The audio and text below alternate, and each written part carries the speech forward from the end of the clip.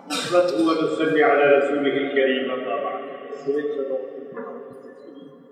আমি আজকের এই আয়োজিত এই সম্মেলনের এই সমাবেশের এই বৈঠকের সভাপতি সহ মঞ্চমুখী ওলামায়ে কেরাম এবং আমার সামনে যারা বিশিষ্ট আলেম যারা সবাইকে আমি আন্তরিকভাবে মোবারকবাদ জানাই। আমি কয়েকটি প্রস্তাবনা আপনাকে বলবো, আপনারা শুনেন। মজলিসুল মুফাসসিরিন মাশাআল্লাহ খুশি হলাম তাদের সম্পৃক্তি। আলহামদুলিল্লাহ দেশে বাংলাদেশের এই প্রেক্ষাপটে এমন কতগুলো ফিতনা চতুর্দিকে ব্যাপকভাবে ছড়িয়ে পড়েছে, যার কারণে ওলামায়ে কেরামের ভিতরে অনেককে ধস নেমে এসেছে। আমি সেই জন্য আমি বলবো মজলিসুল মুফাসসিরিন বয়োজ্যেষ্ঠ প্রায় আমার কাছে অনেকে বুঝতে বয়স অনেকেই বেশি করে 75 years is running years now বলে।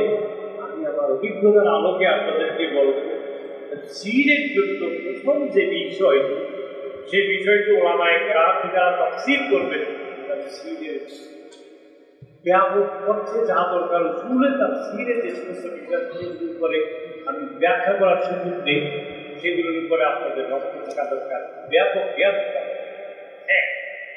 দ্বিতীয় হচ্ছে আরবি ভাষার উপর সম্যক জ্ঞান। আমরা এখনো দেখেছি, আমি বিভিন্ন মাদ্রাসায় পড়াইছি দেশে বিদেশে, আরবি সাহিত্য পড়ায়, তিনি আরবি জানেন না, ওইটুকু আরবি জানেন যেটুকু তিনি পড়িয়ে এসেছেন এদেরকে পড়াইছেন, এর বাইরে তার কোনো ইয়ে নেই, অভিজ্ঞতা নেই। বুখারী শরীফ পড়ায়, দেখা গেছে যে বুখারী যে হাদিসটা তিনি পড়িয়েছেন আবু দাউদ, তিরমিজি, ইবনে মাজাহ দিকে তিনি পড়াতে পারেন, কারণ তাহলে আর ওই বাইরে পড়িয়েছে, স্টাডি করে। ফলে মজলিসুল মুফাসসিরিনের সাথে যারা জড়িত, যারা এই ওলামায়ে কেরাম যারা আপনাদেরকে দেশ বরণ্য আলেম হিসেবে আপনাদেরকে যেখানে স্বীকৃতি দিচ্ছে, সেই জায়গায় আমি বলবো আরবি সাহিত্যের জ্ঞান অর্জনে আপনাকে চেষ্টা করতে হবে। পৃথিবীর মধ্যে সবচেয়ে সহজ ভাষা হচ্ছে আরবি, সবচেয়ে সহজ ভাষা হচ্ছে আরবি। আপনি আসলে জেনে ভাষা সবচেয়ে সহজ। ফলে অধিকাংশ আলেম ওলামাকে দেখা যায়, আমি তো মাঝে মধ্যে আবার কিছু কিছু লোকে দায়ী করে ওভার 95% or 99% ওলামায়ে কেরাম যে ফ্লুয়েন্ট অ্যারাবিক ল্যাঙ্গুয়েজ করে। For what reason? এটা ক্লাস 10 একটা পড়া পড়লে how are you fine thank you দিয়ে কথা বলি ফেলে আপনি আমি পারি না কেন, অথবা আপনার সিস্টেমে তো বলবো। আমি তো মাঝে মধ্যে বলি আলা উর্দু শিখে বলতে বলতে 14 বছরের শেষ দামের বাদ করে বেরিয়ে গেছে। আপনারা আরে ফালতু ফালদার করে আপনার এইটা, এই জন্য আমি আপনাদেরকে দায়ী করছি, সিলেবাস দায়ী, সিস্টেম দায়ী। এই জন্য আমি বলবো আরবি সাহিত্যের ব্যাপক নলেজ অর্জন করার চেষ্টা করুন। 1-1.5 বার 2 বার যদি আপনি চেষ্টা করুন আরবিতে সম্পর্কে। তারপরে আছে, আমি চতুর্থ যে পয়েন্টটা সংক্ষেপে বলছি, কোনটা করে ব্যাখ্যা করার কোনো সুযোগ নেই। আনোয়া ইনফেতা সমস্ত ফিতনা বাদ দিয়ে একটু উদ্যোগে কথাবার্তা বলেন কেন? যুবক বেকার কামলা নাই, কে বুঝে বেড়া কামলা যুবক 1500 বছর থেকে চলে আসছে। এগুলো গবেষণা করি মুজাদ্দিদ মুস্তাহিদ সাদা একটা খুলে ধারণা আপনাদেরকে দিলাম। তারপরে এই যে বেদাত, এটা শের কি হাদিসে আছে, হাদিসের বুখারী শরীফে হাদিস দাঈফ দুর্বল, আমি মনে করি ভাই আইনদের সমালোচনা করে বক্তব্য রাখা বেয়াদবি ইসলামী, ফলে এগুলি আপনারা করতে যাবেন। ফলে বাংলাদেশ সমাজে ভিডিও এবং ফেসবুকের মাধ্যমে এই ফেতনাগুলো এত ছড়াই যাচ্ছে, বিভিন্ন জায়গায় আসছে, বিভিন্ন ধরনের করা হয়। ফলে আমি আসেন ফেতনার ভিতরে আরেকটা কথা বলি, ওয়াজ বলেন, তাফসীর বলেন, এমন কোনো ঘটনার উদ্ধৃতি দেওয়া দরকার নেই যে আপনার মস্তিষ্ক প্রস্তুত এর উপরই একটা বানাই বানাই কথা বলা দরকার,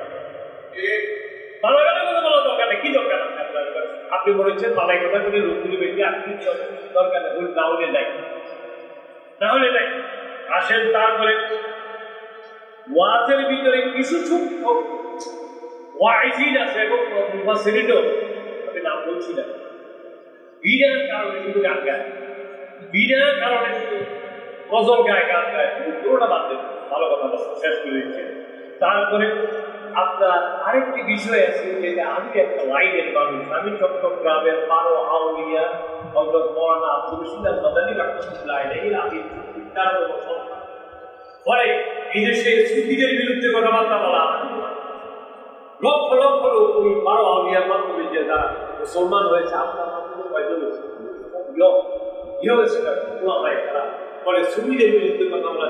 আপনি যদি ঐক্য চান, একতা চান, ওলামার ভিতরে সুন্দর সম্পর্ক, সৌহার্দ্যপূর্ণ সম্পর্ক চান, এইগুলি বাড়তে দেওয়া। একইভাবে ছোট্ট একটা উদাহরণ দিয়ে আমাকে সময় শেষ। এটাও বলা হয় যারা মিলাদ করে, কিয়াম করে, আমি মিলাদ চল করি, যুক্তি থাক, যুক্তির চেয়ে আমার যুক্তি স্ট্রং, বলে আমি ছিলাম, আমি তো মিলাদ চল করি, কিয়াম বলে যত কথা এটা বেদাত ছেড়ে ইত্যাদি করে অনেকগুলো সৃষ্টি করা দরকার নেই।